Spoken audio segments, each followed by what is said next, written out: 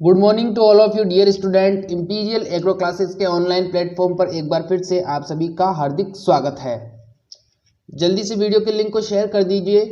फिर शुरू करेंगे हम आज का हमारा रोमांचक सफ़र। वीडियो के लिंक को शेयर कर दीजिए, जल्दी से वीडियो के लिंक को शेयर कर दीजिए। फिर शुरू करेंगे हमारा रोमांचक सफ़र। उससे पहले कुछ ज़रूरी जानकारी आपको देना चाहता हूँ मैं। देखिए, आपका ये जो लाइव चैट बॉक्स का ये जो लफड़ा है ये कंटिन्यू चलता आ रहा है। अब मजबूरन मुझे अगर आज ये ठीक नहीं हुआ तो कल शाम से शायद फिर क्लासेस शायद ही हो, फिर मैं क्लास का मोड चेंज कर दूंगा, फिर उसमें कोई भी बच्चा कमेंट नहीं कर पाएगा। इसीलिए आपसे कहता हूँ, आप अपने आपसी मतभेदों को साइड में रखते हुए सिर्फ और सिर्फ अपनी पढ़ाई को ध्यान में दो, अपनी पढ़ाई पर ध्यान दो। और जो बातें करते हैं जो स्टूडेंट ज़्यादा, उनसे मैं रिक्वेस्ट करना चाहता हूँ कि प्लीज़ कम से कम बात करने की कोशिश करें, सिर्फ और सिर्फ पढ़ाई से रिलेटेड ही बात करें। मैं लगातार बहुत दिनों से आपसे रिक्वेस्ट कर रहा हूँ, लेकिन आप मान नहीं रहे हो। फिर मजबूरन मुझे कुछ ऐसा स्टेप लेना पड़ेगा जिससे मैं नहीं चाहता कि आपका भी नुकसान हो और मेरा भी नुकसान हो।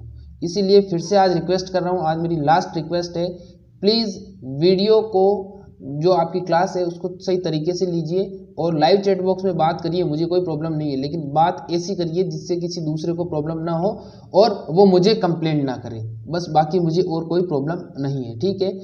तो इतना ही कहना चाहूँगा मैं।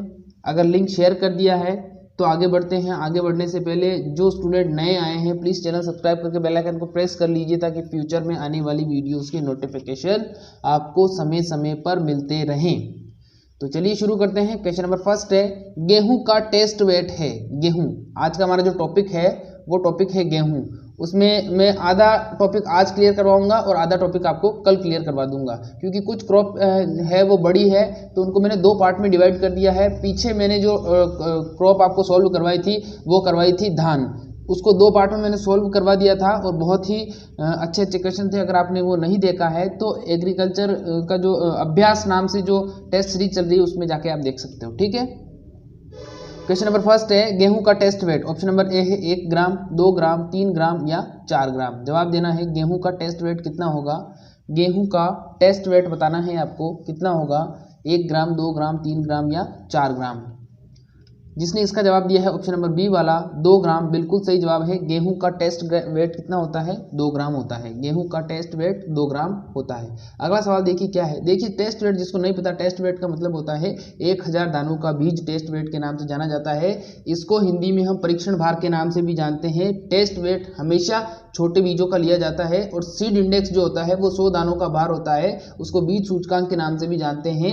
और ये जो बीज सूचकांक होता है ये हमेशा बड़े बीजों का लिया जाता है। क्लियर है इतना, ठीक है। अगला सवाल देखिए क्या है। नेक्स्ट क्वेश्चन है हमारा, गेहूं का बोनेपन का जीन है। गेहूं का बोनेपन का जीन है। अब बोनापन का मतलब क्या है, बोनेपन का मतलब ये है कि पहले जो गेहूं हम उगाते थे उनकी जो लंबाई होती थी वो जो जवार और बाजरा है उनके लंबाई जितनी लंबाई होती थी। ध्यान से सुन लीजिए मैं क्या कहना चाह रहा हूँ।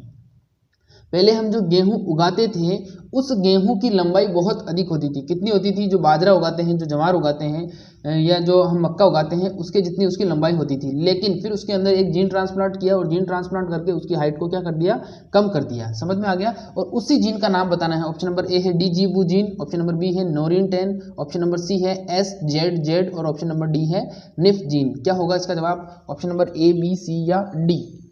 गेहूं का बोनेपन का जीन बताना है आपको। गेहूं का बोनेपन का जीन क्या होगा। जिसने इसका जवाब दिया है ऑप्शन नंबर ए वाला डी जीवू जीन, बिल्कुल गलत है। जिसने बी जवाब दिया है नोरिन 10, बिल्कुल सही जवाब है। गेहूं का बोनेपन का जीन कौन सा होता है, नोरिन 10 होता है। गेहूं का बोनेपन का जीन नोरिन 10 जीन है, या नोरिन जीन जो होता है वो बोनेपन के लिए जिम्मेदार होता है। जैसे ही गेहूं की फसल में जो उसकी सामान्य फसल थी उसमें नोरिन जीन को स्थानांतरित करके उससे किस्म को बनाया गया, उसके बाद में जितनी भी किस्में आई वो सभी की सभी किस्में क्या थी, आकार में या कद में बोनी थी। इसीलिए इनको बोनी किस्मों के नाम से जाना जाता है। और इन किस्मों का विकास कब हुआ था, जब हरित क्रांति की शुरुआत हुई थी 1966-1967 में। तो उस समय डॉक्टर नॉर्मन ई बोरलॉग और डॉक्टर MS स्वामीनाथन ने मिलकर क्या बनाया था, बोनीपन की जीन को स्थानांतरित करके गेहूं की बोनी किस्मों का विकास किया था। Is that clear? इतना समझ में आ गया। अब देखिए ये एक और जीन है डीजीओ जीन। अब डीजीओ जीन कौन सा है? डीजीओ जीन का संबंध है धान की फसल से। धान की फसल में या धान के पौधे में बोनेपन के लिए जिम्मेदार जब जीन पूछा जाता है तो धान में आपको जवाब देना है डीजीओ जीन, और अगर आपको पूछा जाता है गेहूं में तो गेहूं में आपको जवाब देना है नोरिन 10। समझ में आ गया? नेक्स्ट क्वेश्चन देखिए क्या है। अगला सवाल है गेहूं में कार्बोहाइड्रेट की मात्रा। गेहूं में कार्बोहाइड्रेट की मात्रा बतानी है आपको, कितनी होगी गेहूं में कार्बोहाइड्रेट की मात्रा। ऑप्शन नंबर ए है 71%, ऑप्शन नंबर बी है 84%, सी है 57% और डी है 99%। गेहूं में कार्बोहाइड्रेट की मात्रा, गेहूं में कार्बोहाइड्रेट की मात्रा बतानी है ए बी सी डी। 71%, 84%, 57% या 99%। गेहूं में कार्बोहाइड्रेट की मात्रा, गेहूं में कार्बोहाइड्रेट की मात्रा बतानी है आपको। गेहूं में कार्बोहाइड्रेट की मात्रा 71%, 84%, 57% या 99%। जिसने इसका जवाब दिया है 71%, बिल्कुल सही जवाब है। गेहूं में कार्बोहाइड्रेट की मात्रा 71% होती है। कितनी होती है? 71%, यानी कि 71% कार्बोहाइड्रेट पाया जाता है। इसीलिए आपने देखा होगा कि जितने भी जो बिस्किट आते हैं खाने वाले, कुत्ते वाले बिस्किट नहीं, जो मनुष्य खाते हैं वो बिस्किट की बात कर रहा हूँ, जो मानव खाते हैं, जो आदमी खाते हैं, जो पुरुष महिलाएं खाती हैं, उन बिस्किट के ऊपर आपने देखा होगा बहुत बार गेहूं का होलोग्राम बना हुआ आता है, गेहूं का डायग्राम बना हुआ आता है। तो वो क्यों आता है? क्योंकि उसमें कार्बोहाइड्रेट होता है। गेहूं में सबसे अधिक कार्बोहाइड्रेट पाया जाता है। इसीलिए उस कार्बोहाइड्रेट से क्या बनाया जाता है? उस कार्बोहाइड्रेट को प्राप्त करने के लिए गेहूं के आटे को मैदे में कन्वर्ट करके या गेहूं को मैदे में कन्वर्ट करके उनसे बिस्किट बनाए जाते हैं। इसलिए देखना पार्ले-जी या पार्ले-जी भी नहीं आता, लेकिन सनफीस्ट और जो थोड़े अच्छी क्वालिटी के बिस्किट्स आते हैं उस पर गेहूं बना हुआ आता है। समझ में आ गया? 71% कार्बोहाइड्रेट। नेक्स्ट क्वेश्चन देखिए क्या है। अगला सवाल है हमारा गेहूं के बढ़वार के लिए तापमान। गेहूं के बढ़वार के लिए तापमान बताना है आपको। ऑप्शन नंबर ए है 20 से 25%, ऑप्शन नंबर बी है 16 से 20%, सी है 20 से 23% और डी है 23 से 25%। बिल्कुल आपको सारा का सारा कॉन्सेप्ट में क्लियर कर दूंगा। गेहूं के बढ़वार के लिए तापमान बताना है आपको। गेहूं की बढ़वार के लिए तापमान बताना है। Option number A B C या डी। गेहूं की बढ़वार के लिए जिसने तापमान बताया है 20 से 23 डिग्री सेल्सियस, बिल्कुल सही जवाब है। जब गेहूं की बढ़वार होती है या पौधा जब अपनी ग्रोथ स्टेज पे होता है, इनिशियल स्टेज के अलावा जो स्टेज होती है ग्रोथ स्टेज, इसका मतलब कल्ले फूट गए, पौधा विकसित हो रहा है, तो उस समय 20 से 23 डिग्री सेल्सियस तापमान की आवश्यकता होती है। एक चीज़ आपको बताना चाहूँगा, गेहूं के लिए जो तापक्रम है उस तापक्रम से सवाल आपसे जरूर से जरूर पूछा जाएगा। चाहे वो आपसे पूछे अंकुरण के लिए, चाहे वो आपसे पूछे बढ़वार के लिए, चाहे वो आपसे पूछे कल्ले फूटने के लिए यानी कि टिलरिंग प्रोसेस, या वो आपसे पूछ सकता है पकते समय। तो कुछ भी पूछ सकता है, लेकिन गेहूं से रिलेटेड एक ना एक सवाल, गेहूं और धान से रिलेटेड एक ना एक सवाल पूछता है। और गेहूं से मोस्टली जो सवाल पूछा जाता है, अगर तापमान से रिलेटेड वो आपसे सवाल पूछना चाहता है तो गेहूं से उठाएगा वो सवाल। इसलिए गेहूं का जो तापमान है उसको अभी मैं इसी क्लास में आपको पूरा का पूरा क्लियर करवा दूंगा। आप एक बार समझ लीजिए। आगे मैंने क्वेश्चन इंक्लूड किए हैं, लेकिन एक बार आप यहाँ पर समझ लीजिए। देखिए सबसे पहले जब हम बीज को मिट्टी के अंदर डालते हैं तो सबसे पहले क्या होता है? अंकुरण होता है। तो अंकुरण के लिए कितना तापमान चाहिए? अंकुरण के लिए, गेहूं के अंकुरण के लिए 20 से 25 डिग्री सेल्सियस तापमान चाहिए। वापस से समझ लीजिए, जब गेहूं का बीज जब हम मिट्टी में बोते हैं तो सबसे पहले क्या होता है? अंकुरण होता है। अंकुरण के लिए कितना तापमान चाहिए? अंकुरण के लिए तापमान चाहिए 20 से 25 डिग्री सेल्सियस। समझ में आ गया इतना? फिर अंकुरण होने के बाद में गेहूं में क्या होते हैं? कल्ले फूटते हैं, यानी कि टिलरिंग प्रोसेस, यानी कि दो दो छोटी पत्तियां बनती हैं। उसको कल्लों के नाम से जाना जाता है और इंग्लिश में उसको टिलर्स के नाम से जाना जाता है। ठीक है, तो जब टिलरिंग प्रोसेस होती है तो उस समय 16 से 20 डिग्री सेल्सियस तापमान की आवश्यकता होती है। Is that clear? फिर इसके बाद में क्या होता है? जब इनमें कल्ले विकसित हो जाते हैं, कल्ले फूट जाते हैं, तो फिर पौधे की क्या होती है? बढ़वार होती है। पौधे का कद जो होता है, पौधे का जो कद होता है वो धीरे धीरे बढ़ना चालू हो जाता है। उसमें ना तो किसी प्रकार के फूल का निर्माण होता है, ना किसी प्रकार के फल का निर्माण होता है। बस वो क्या करता है? वो पौधा छोटा रहता है, वो छोटे से बड़ा होता है। यानी कि वो उसकी कौन सी स्टेज रहती है? वो उसकी ग्रोथ स्टेज रहती है, बढ़वार का समय रहता है। ठीक है, तो उस समय तापमान की आवश्यकता होती है 20 से 23 डिग्री सेल्सियस। समझ में आ गया इतना? अब लास्ट बचा है आपका अंत में कि पकते समय। अब फसल हमारी बढ़ गई, फसल के बढ़ने के बाद में क्या हो गया? वो पकेगी तभी तो हमें प्राप्त होगा। तो पकते समय कितना तापमान चाहिए? 23 से 25 डिग्री सेल्सियस तापमान चाहिए। समझ में आ गया? बिल्कुल बेसिक से समझाया है मैंने। वापस से देख लीजिए, बढ़वार के लिए 20 से 25 डिग्री सेल्सियस तापमान। बढ़वार के बाद में जब होता है तो इसके कल्ले फूटते हैं। कल्ले फूटते समय 16 से 20 डिग्री सेल्सियस तापमान। फिर इसके बाद में इसकी ये इसका अंकुरण है। अंकुरण के लिए 20 से 25, कल्ले फूटते समय 16 से 20, बढ़वार के लिए 20 से 23 और लास्ट में आपका आ गया सबसे लास्ट में पकते समय 23 से 25 डिग्री सेल्सियस तापमान की आवश्यकता होती है। अगर आपको ये पूरा का पूरा तापमान का चार्ट चाहिए तो कमेंट कर देना, मैं वापस से कम्युनिटी टैब में एक पोस्ट डाल दूंगा, वहां से आप इसको स्क्रीनशॉट लेके क्लियर कर सकते हैं। ठीक है, नेक्स्ट क्वेश्चन देखिए क्या है। अगला सवाल है हमारा, अंतर्राष्ट्रीय गेहूं और मक्का अनुसंधान केंद्र। क्वेश्चन क्या है, अंतर्राष्ट्रीय गेहूं और मक्का अनुसंधान केंद्र कहां पर है। ऑप्शन नंबर ए है मैक्सिको, बी है जापान, सी है कोरिया, डी है अफ्रीका। अंतर्राष्ट्रीय गेहूं और मक्का अनुसंधान केंद्र, अंतर्राष्ट्रीय गेहूं और मक्का अनुसंधान केंद्र बताना है आपको कहां पर है। A B C D, Mexico, Japan, Korea या अफ्रीका। मैक्सिको, जापान, कोरिया या अफ्रीका। अंतर्राष्ट्रीय गेहूं और मक्का अनुसंधान केंद्र, जिसने इसका जवाब दिया है मैक्सिको, बिल्कुल सही जवाब है। अंतर्राष्ट्रीय गेहूं और मक्का अनुसंधान केंद्र मैक्सिको के अंदर है। कहां पर है, मैक्सिको के अंदर है। ध्यान रखना, अंतर्राष्ट्रीय गेहूं और मक्का अनुसंधान केंद्र गेहूं के अंदर है, जिसको हम सीमेट के नाम से जानते हैं। किस नाम से जानते हैं, सीमेट। सीमेट का मतलब CIMMITY, ठीक है, सीमेट के नाम से जानते हैं, सीमेट मैक्सिको। ठीक है, और एक चीज़ और बता देता हूँ, सीमेट जो मैक्सिको है वहाँ पर अपना जो ये जयपुर है, जयपुर के पास एक जगह है जोबनेर, जहाँ पर एग्रीकल्चर यूनिवर्सिटी है। वहाँ के कुछ साइंटिस्ट हैं, मतलब मेरे क्लासमेट थे, उनके मामा जी हैं, किसी के चाचा जी हैं, वो वहाँ पर मैक्सिको के अंदर जो सीमेट है वहाँ पर साइंटिस्ट है। तो बहुत अच्छी एक गर्व की बात है कि भारत के राजस्थान के और अपने जयपुर में भी जोबनेर के साइंटिस्ट ऐसी बड़ी जगह पर काम कर रहे हैं। तो बहुत ही गर्व की बात है, एक बार उनके लिए तालियां हो जाए। अगला सवाल, नेक्स्ट क्वेश्चन देखिए क्या है। अगला सवाल है हमारा, गेहूं उत्पादन में भारत का स्थान है। क्वेश्चन पूछा गया है, गेहूं उत्पादन में भारत का स्थान है। ऑप्शन नंबर ए है प्रथम स्थान, द्वितीय स्थान, तृतीय स्थान या चतुर्थ स्थान। गेहूं उत्पादन में भारत का स्थान, प्रथम स्थान, द्वितीय स्थान, तृतीय स्थान या चतुर्थ स्थान। ए बी सी डी, प्रथम, द्वितीय, तृतीय या चतुर्थ। गेहूं उत्पादन में भारत का कौन सा स्थान है, गेहूं उत्पादन में भारत का कौन सा स्थान है, प्रथम, द्वितीय, तृतीय या चतुर्थ। जिसने इसका जवाब दिया है पहला बिल्कुल गलत है, जिसने इसका जवाब दिया है दूसरा, द्वितीय स्थान, बिल्कुल सही जवाब है। गेहूं उत्पादन में भारत का दूसरा स्थान माना जाता है। पहला स्थान चीन का है। किसका है, पहला स्थान चीन का है। तो अगर आपको क्षेत्रफल पूछा जाए या उत्पादन पूछा जाए, क्षेत्रफल और उत्पादन दोनों में ही फर्स्ट जो प्लेस है या फर्स्ट पोजीशन जो है वो चीन की है, और दूसरा स्थान किसका है, दूसरा स्थान है भारत का, चाहे क्षेत्रफल हो या फिर आपका उत्पादन हो। एक क्वेश्चन आ रहा है दिमाग में, कोरोना उत्पादन में सबसे पहला स्थान किसका है, बताना है आपको। कोरोना उत्पादन में सबसे पहला स्थान किसका है, इसका जवाब देना है आपको। नेक्स्ट क्वेश्चन देखिए क्या है। अगला सवाल है हमारा, गेहूं के अंकुरण के लिए तापमान। अभी जस्ट मैंने पहले बताया था आपको, सबसे पहले अंकुरण होता है, अंकुरण के बाद में टिलरिंग होती है, यानी कि कल्ले फूटते हैं, फिर बढ़वार होती है और फिर पकता है। ठीक है, तो अंकुरण के लिए तापमान बताना है आपको। Option number A, B, C या डी। ए 20 से 25, बी 16 से 20, सी 20 से 23 और डी 23 से 25 डिग्री सेल्सियस।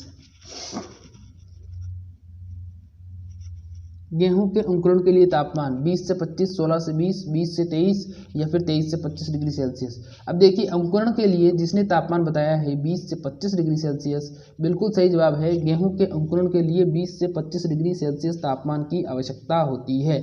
गेहूं के अंकुरण यानी कि जब गेहूं का जर्मिनेशन होता है तो उस समय 20 से 25 डिग्री सेल्सियस तापमान की आवश्यकता होती है। नेक्स्ट क्वेश्चन देखिए क्या है। अगला सवाल है हमारा, ट्रिटिकेल किन दो फसलों का क्रॉस है। अब इसको ध्यान से समझना है, ट्रिटिकेल क्या चीज़ है, कैसे विकसित हुई, कहाँ विकसित हुई, किसने विकसित की, क्या चीज़ है, सब कुछ बताऊंगा मैं आपको। ठीक है, सबसे पहले समझिए ट्रिटिकेल। अब पहले तो इसका जवाब दे दीजिए जिसको आता है। ऑप्शन नंबर ए है गेहूं और धान, बी है गेहूं और बाजरा, सी है गेहूं और मक्का और डी है गेहूं और राई। ए, बी, सी या डी, बताइए जल्दी से। ट्रिटिकेल किन दो फसलों का क्रॉस है, ट्रिटिकेल किन दो फसलों का क्रॉस है। जिसने ऑप्शन नंबर डी जवाब दिया है गेहूं और राई, बिल्कुल सही जवाब है। ट्रिटिकेल गेहूं और राई के दोनों का संकरण है। गेहूं और राई दोनों का संकरण है। ट्रिटिकेल किस किस का है, गेहूं और राई दोनों का संकरण है। ठीक है, अब देखिए इस चीज को समझना है आपको। ट्रिटिकेल का मतलब क्या है? जब देखिए एक साइंटिस्ट था, उस साइंटिस्ट का नाम था रिम्पाउ। एक साइंटिस्ट था, उसका नाम था रिम्पाउ, और वो स्वीडन देश का रहने वाला था। कहाँ का रहने वाला था? स्वीडन देश का रहने वाला था।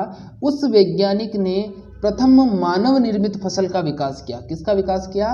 प्रथम मानव निर्मित फसल का विकास किया। और वो विकास करने के लिए उसने क्या किया? विभिन्न प्रकार के अनुसंधान कार्य किए, और अंत में उसने क्या किया? गेहूं और राई के बीच में क्रॉस करवाया, और क्रॉस करवाने के बाद में एक तीसरी फसल निकल के आई। उस फसल को ट्रिटिकेल के नाम से जाना जाता है। समझ में आ गया? एक रिम्पाउ नामक साइंटिस्ट थे, स्वीडन देश के रहने वाले थे। उन्होंने गेहूं और राई के मध्य में क्रॉस करवाया। क्रॉस करवाने के बाद में एक फसल निकली, जिसको मानव निर्मित फसल या ट्रिटिकेल के नाम से जाना जाता है। समझ में आ गया? तो ट्रिटिकेल क्या हो जाएगा? ट्रिटिकेल यानी गेहूं इंटू राई के बीच का क्रॉस ट्रिटिकेल कहलाता है। रिम्पाउ नामक साइंटिस्ट ने इसको क्रॉस करवाया था स्वीडन देश के अंदर। ठीक है, अब इससे रिलेटेड एक सवाल और पूछा जाता है कि इसमें प्रोटीन कितना होता है? तो ट्रिटिकेल में प्रोटीन की मात्रा होती है 20%। कितनी होती है? 20% प्रोटीन की मात्रा होती है। अगला सवाल देखिए क्या है। नेक्स्ट क्वेश्चन है, गेहूं का फल का प्रकार कहलाता है। गेहूं का फल का प्रकार, गेहूं के फल का प्रकार बताना है आपको। फल का पूछ रहे हैं यहाँ पर। ऑप्शन नंबर ए है स्पाइक, बी है ईयर, सी है कैरियोप्सिस और डी है पॉड। गेहूं के फल का प्रकार, गेहूं के फल का प्रकार बताना है। स्पाइक, ईयर, कैरियोप्सिस या pod. Option number A, B, C या डी। स्पाइक, ईयर, कैरियोप्सिस या पॉड। क्या होगा इसका जवाब? गेहूं के फल का प्रकार। जिसने इसका जवाब ऑप्शन नंबर सी दिया है कैरियोप्सिस, बिल्कुल सही जवाब है। गेहूं के फल का प्रकार कैरियोप्सिस के नाम से जाना जाता है। गेहूं के फल का प्रकार कैरियोप्सिस के नाम से जाना जाता है। अगला सवाल देखिए क्या है। नेक्स्ट क्वेश्चन है, राजस्थान का अनाज का कटोरा है। राजस्थान का अनाज का कटोरा है। अनाज का कटोरा या राजस्थान का अन्न ग्रह भी कहलाता है। ये क्या कहलाता है? राजस्थान का अन्न ग्रह या अन्नागार, ये भी कहलाता है। मतलब अन्न मतलब जहाँ पर सबसे ज़्यादा अनाज का उत्पादन होता है। तो ऑप्शन नंबर ए है अजमेर, बी है पाली, सी है श्री गंगानगर और डी है हनुमानगढ़। जवाब दीजिए। राजस्थान का अनाज का कटोरा, राजस्थान का अनाज का कटोरा बताना है। अजमेर, पाली, श्री गंगानगर, हनुमानगढ़। अजमेर, पाली, श्री गंगानगर, हनुमानगढ़। राजस्थान का अनाज का कटोरा। जिसने इसका जवाब दिया है राजस्थान का अनाज का कटोरा, जिसने इसका जवाब दिया है ऑप्शन नंबर सी वाला श्री गंगानगर, बिल्कुल सही जवाब है। राजस्थान का अनाज का कटोरा श्री गंगानगर कहलाता है। राजस्थान का अनाज का कटोरा श्री गंगानगर कहलाता है। Is that clear? इतना सवाल इतना क्लियर हो गया? अनाज का कटोरा या अन्नाग्रह श्री गंगानगर, क्यों? क्योंकि सबसे ज़्यादा वहाँ पर अनाज का उत्पादन होता है। ये क्वेश्चन आपके राजस्थान जीके में भी पूछा जाता है, और ये आपके कंपटीशन एग्जाम में भी पूछा जा सकता है, एग्रीकल्चर के पार्ट में भी। ठीक है, नेक्स्ट क्वेश्चन देखिए क्या है। अगला सवाल है हमारा, गेहूं की सर्वाधिक उत्पादकता वाला राज्य बताना है आपको। राज्य यानी कि भारत में, राज्य की जब बात आएगी तो हमेशा भारत के संदर्भ में पूछेगा, और जिले की जब बात आएगी तो हमेशा राजस्थान, उत्तर प्रदेश, जिस राज्य से बिलोंग करते हो उस राज्य के संदर्भ में पूछेगा। तो यहाँ राज्य पूछा है तो भारत की बात हो रही है। अगर जिला पूछेगा तो उस राज्य की बात होगी जिस राज्य का आप एग्जाम दे रहे हो। ठीक है, तो गेहूं की सर्वाधिक उत्पादकता वाला राज्य कौन सा हो जाएगा? ऑप्शन नंबर ए है उत्तर प्रदेश, बी है पंजाब, सी है हरियाणा और डी है राजस्थान। जवाब दीजिए। गेहूं की सर्वाधिक उत्पादकता वाला राज्य उत्तर प्रदेश, पंजाब, हरियाणा या राजस्थान। जिसने इसका जवाब दिया है पंजाब, बिल्कुल सही जवाब है। गेहूं की सर्वाधिक उत्पादकता वाला राज्य कौन सा होगा? गेहूं की सर्वाधिक उत्पादकता वाला राज्य पंजाब है, पंजाब। अगला सवाल क्या है? नेक्स्ट क्वेश्चन है, गेहूं का उत्पत्ति स्थान है। यहाँ पर आपको ध्यान से समझना है, ये सवाल बार बार पूछा जाता है, कंफ्यूज करने वाला सवाल है, इसीलिए आज इसको अपन यहीं के यहीं कॉन्सेप्ट क्लियर कर लेंगे। Question number option number A है दक्षिण पश्चिम एशिया, दूसरा है एशिया माइनर, तीसरा है ए और बी दोनों, और ऑप्शन नंबर डी है जापान। जवाब दीजिए, गेहूं का उत्पत्ति स्थान क्या होगा? दक्षिण पश्चिम एशिया, एशिया माइनर, ए और बी दोनों, ऑप्शन नंबर डी है जापान। क्या होगा गेहूं का उत्पत्ति स्थान? दक्षिण पश्चिम एशिया, एशिया माइनर, ए और बी दोनों या जापान। जिसने इसका जवाब दिया है ऑप्शन नंबर सी वाला, बिल्कुल सही जवाब है। गेहूं का उत्पत्ति स्थान क्या माना जाता है?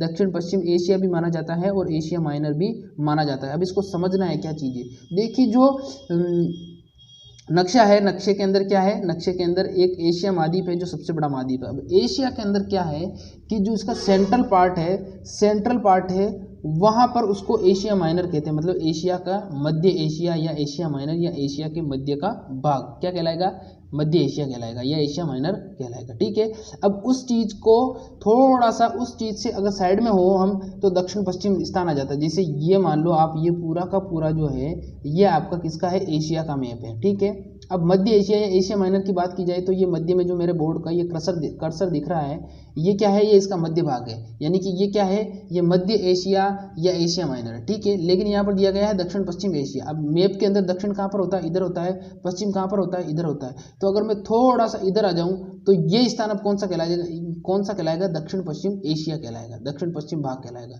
ठीक है, अगर मैं ऊपर कर देता हूँ तो ये कौन सा कहलाएगा, ये उत्तर पूर्व कहलाएगा। समझ में आ गया, क्योंकि उत्तर इधर है और पूर्व इधर है। तो दक्षिण पश्चिम एशिया या एशिया माइनर एक ही चीज़ है, इतना सा ध्यान रखना है। एशिया माइनर वहाँ लिखा हुआ नहीं आता है तो ये समझ लीजिए कि वो मध्य एशिया लिखा हुआ देगा, वहाँ पर आपको मध्य एशिया देगा। तो मध्य एशिया या एशिया माइनर या दक्षिण पश्चिम एशिया एक ही चीज़ है। कहीं कहीं पर तुर्की भी लिखा हुआ आता है तो तुर्की भी सही है। तुर्की जहाँ पर दक्षिण पश्चिम एशिया या मध्य एशिया है या वहाँ पर तुर्की भी है, मतलब उस देश का नाम तुर्की है।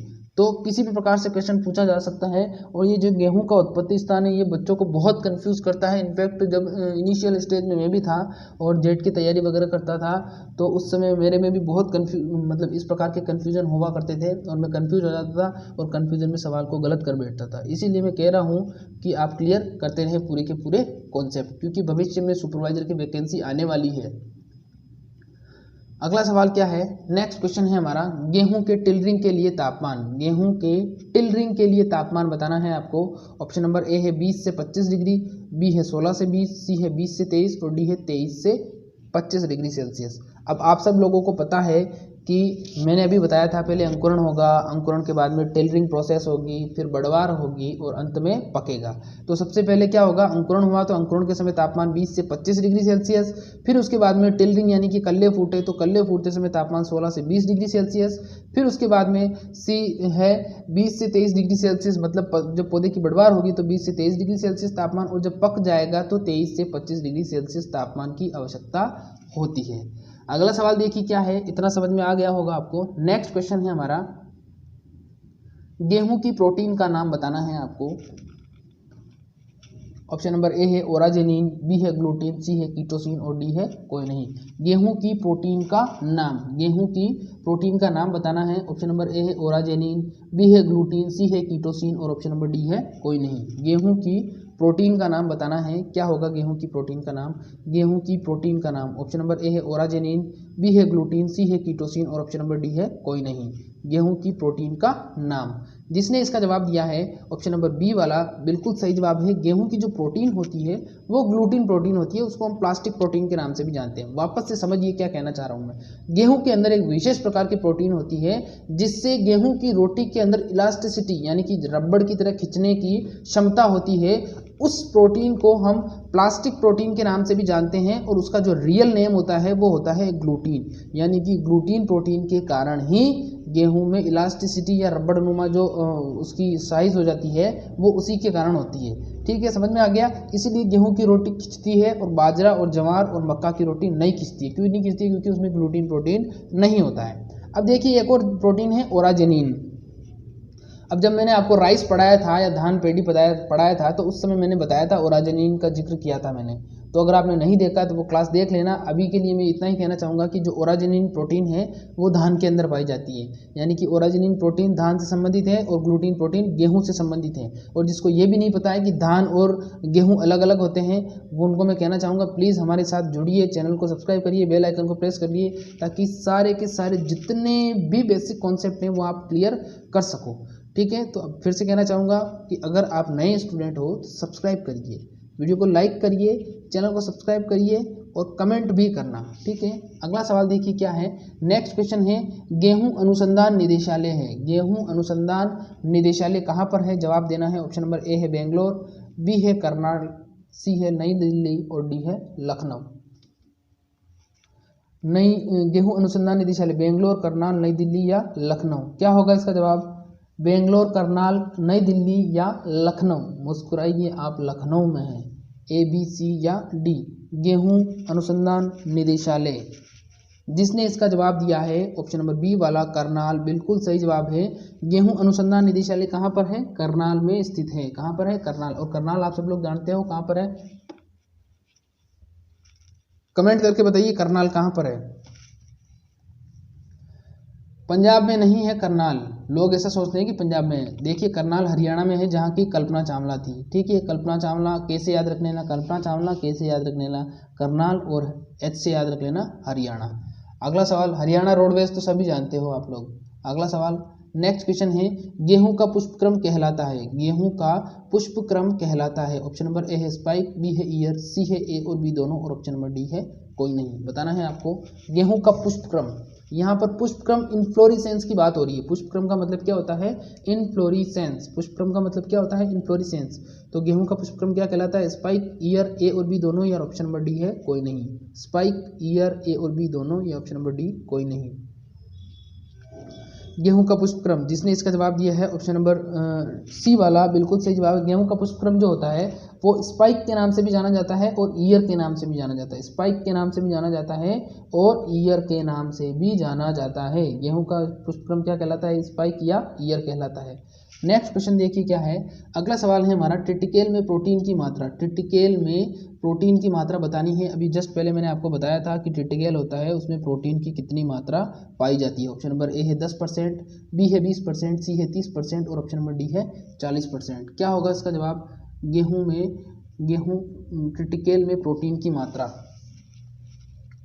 टिटिकेल में प्रोटीन की मात्रा, ऑप्शन नंबर ए है 10%, 20%, 30% या 40%। टिटिकेल में प्रोटीन की कितनी मात्रा होगी? ए, बी, सी या डी? ए, बी, सी या डी? टिटिकेल में प्रोटीन की मात्रा 10%, 20%, 30% या 40%। टिटिकेल में प्रोटीन की मात्रा, जिसने इसका जवाब दिया है ऑप्शन नंबर बी 2 वाला या ऑप्शन नंबर बी वाला 20%, बिल्कुल सही जवाब है। जो टिटिकेल होता है उसके अंदर विशेष प्रकार मतलब जो प्रोटीन होती है उसकी जो कंसिस्टेंसी या उसका जो परसेंटेज लेवल पाया जाता है वो हाई पाया जाता है। तो नॉर्मल अगर गेहूं की बात की जाए तो उसमें मैंने बताया था आपको, 7 से आगे बताऊंगा मैं आपको, जब कार्बोहाइड्रेट और प्रोटीन की बात आएगी तब मैं बता दूंगा। लेकिन उसमें लगभग 7 से 10% के समथिंग होता है और इसमें जो टिटिकेल है इसमें 20% होता है। तो पूछा जा सकता है कि टिटिकेल में प्रोटीन की कितनी मात्रा होती है? तो टिटिकेल में प्रोटीन की 20% मात्रा होती है। अगला सवाल देखिए क्या है। नेक्स्ट क्वेश्चन है, गेहूं का सर्वाधिक उत्पादन करने वाला जिला। अब जिले की बात हो रही है तो राजस्थान के संदर्भ में हो रही है, इस चीज़ का ध्यान रखना। ठीक है, तो ऑप्शन नंबर ए है अजमेर, बी है पाली, सी है श्री गंगानगर, डी है हनुमानगढ़।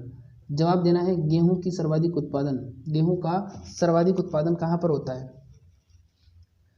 अजमेर, पाली, हनुमानगढ़ या श्री गंगानगर? जिसने इसका जवाब दिया है ऑप्शन नंबर सी वाला, गेहूं का सर्वाधिक उत्पादन श्री गंगानगर, बिल्कुल सही जवाब है। अब यहाँ पर बेसिक कॉन्सेप्ट क्लियर करना है आपको। कैसे क्लियर करना है समझिए। अगर आपको पूछा जाता है कि गेहूं का सर्वाधिक उत्पादन राजस्थान के संदर्भ में कहाँ होता है, तो आपको जवाब देना है श्री गंगानगर। अगर आपको पूछा जाता है कि राजस्थान में सर्वाधिक चावल का उत्पादन कहाँ पर होता है, तो उसका जवाब आप क्या दोगे? हनुमानगढ़। क्या दोगे? हनुमानगढ़। इस चीज़ का ध्यान रखना है। गेहूं की सर्वाधिक उत्पादन करने वाला जिला, तो उत्पादन करने वाला जिला गेहूं का तो हो जाएगा श्री गंगानगर और चावल का हो जाएगा हनुमानगढ़। समझ में आ गया? तो गेहूं का श्री गंगानगर और चावल का हनुमानगढ़। बेसिक क्वेश्चन है, लेकिन बहुत बार कंफ्यूज कर देते हैं। चावल का आप कर देते हो श्री गंगानगर और गेहूं का कर देते हो हनुमानगढ़, और वहीं गलत हो जाता है। तो इसलिए मैं कहता हूं कि बेसिक कॉन्सेप्ट सारे के सारे एक ही प्लेटफॉर्म पर क्लियर करवाए जाते हैं और उसका नाम है इंपीरियल एग्रो क्लासेस। ठीक है, तो इंपीरियल एग्रो क्लासेस को सब्सक्राइब करते रहें और वीडियो को, हमारे जो वीडियोस हैं उनको शेयर करते रहें। हमें आपके सपोर्ट की ज़रूरत है। अगला सवाल देखिए क्या है, गेहूं के पकने के लिए तापमान। देखिए इससे पहले जो 3 सवाल आए थे उसमें आया था अंकुरण के लिए तापमान, तो अंकुरण के लिए 20 से 25, फिर आया था कल्ले फूटने या टिलरिंग के लिए तो 16 से 20 डिग्री, फिर आया था कल्ले फूटने के बाद में बढ़वार के लिए, तो बढ़वार के लिए आया था 20 से 23 डिग्री सेल्सियस, और फिर अंत में आया था आपका गेहूं के पकने के लिए या पकते समय तापमान, तो उसका कितना हो जाएगा? 23 से 25 डिग्री सेल्सियस तापमान हो जाएगा। Is that clear? इतना क्लियर हो गया? ये सवाल पक्का आएगा। अगर आप स्क्रीनशॉट लेना चाहते, स्क्रीनशॉट मत लो इसका, क्योंकि आप स्क्रीनशॉट लोगे तो आपको कन्फ्यूजन हो जाएगा, तापमान ऊपर हो जाएगा, बढ़वार नीचे हो जाएगी। तो मैं आपको कम्युनिटी पोस्ट में वो उपलब्ध करवा दूंगा, वहां से आप ले लेना इसको। ठीक है, नेक्स्ट क्वेश्चन देखिए क्या है। अगला सवाल है हमारा, गेहूं में प्रोटीन की मात्रा। गेहूं में प्रोटीन की मात्रा बताना है। ऑप्शन नंबर ए है 11%, बी है 14%, सी है 17% और डी है 19%। गेहूं में प्रोटीन की कितनी मात्रा पाई जाती है? गेहूं में प्रोटीन की कितनी मात्रा पाई जाती है बताना है आपको। प्रोटीन की मात्रा ए, बी, सी या डी। गेहूं में प्रोटीन की मात्रा, गेहूं में प्रोटीन की मात्रा, जिसने इसका जवाब दिया है ऑप्शन नंबर ए वाला 11%, बिल्कुल सही जवाब है। गेहूं के अंदर जो प्रोटीन होती है उसकी मात्रा पाई जाती है 11%। गेहूं की प्रोटीन प्लास्टिक प्रोटीन या ग्लूटीन प्रोटीन के नाम से जानी जाती है। और जो मानव निर्मित क्रॉप है, मानव निर्मित फसल है टिटिकेल, उसके अंदर प्रोटीन की मात्रा 20% पाई जाती है। ये सारे के सारे धांसू क्वेश्चन हैं, बार बार एग्जाम में पूछे जाते हैं। समझ में आ गया आपको? तो आज के लिए बस हम इतना ही करेंगे। आज गेहूं का फर्स्ट पार्ट था, उसमें मैंने जितने भी इंपॉर्टेंट क्वेश्चन थे वो लगभग पार्ट फर्स्ट के जितने भी इंपॉर्टेंट क्वेश्चन थे और जितने भी बेसिक क्वेश्चन थे, बेसिक कॉन्सेप्ट वाले क्वेश्चन थे, वो मैंने सभी के सभी आपको क्लियर करवा दिए। समझ में आ गया? अब कल जो क्लास लगेगी उसमें इससे आगे की बात करेंगे हम कि इसके लिए कितनी सीड रेट चाहिए, कितनी इसके लिए पानी की आवश्यकता होती है, जलमांग कितनी होती है, उपज कितनी होती है, कौन सा कीट लगता है, कौन सा रोग लगता है और किस प्रकार से हम अनाज को भंडारित करते हैं, भंडारण में किस किस प्रकार की समस्याएं आती है, वो सब हम कल क्लियर करेंगे। ठीक है, तो कल इसका दूसरा पार्ट आएगा, तो दूसरे पार्ट में भी आपको आना है और कंटिन्यू क्लास को आपको ज्वाइन करना है, अटेंड करना है। और मैं ये कहना चाहूँगा ज़्यादा से ज़्यादा इसको ऑनलाइन ज्वाइन करने की कोशिश करें। ठीक है, और अब मैं और क्या कहना चाहता हूँ आपसे, मैं ये फिर से एक बार लास्ट बार समझा रहा हूँ कि प्लीज़ अपनी आपसी रंजिश को भूलिए और सिर्फ पढ़ाई पर ध्यान दीजिए।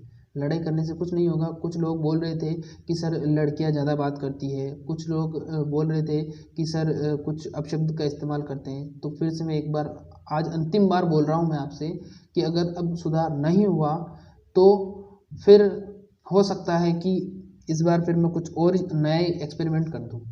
इसलिए मैं आप सबसे कहना चाहता हूँ सब चीज़ों को भूलिए और सिर्फ पढ़ाई पर ध्यान दीजिए। पढ़ाई से रिलेटेड बातें कीजिए, दोस्त तो दोस्त बन के रहो, फालतू की चीज़ों पर ध्यान मत दो।